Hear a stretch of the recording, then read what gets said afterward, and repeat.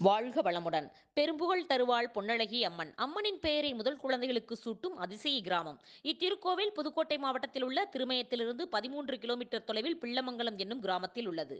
பொன்னழகி அம்மனின் உருவத்தை நாம் காணும்பொழுது சாட்சாத் அந்த மகிஷாசுரமர்தினியின் அவதாரத்தை அவளது அழகு சிலையில் நாம் காணலாம்.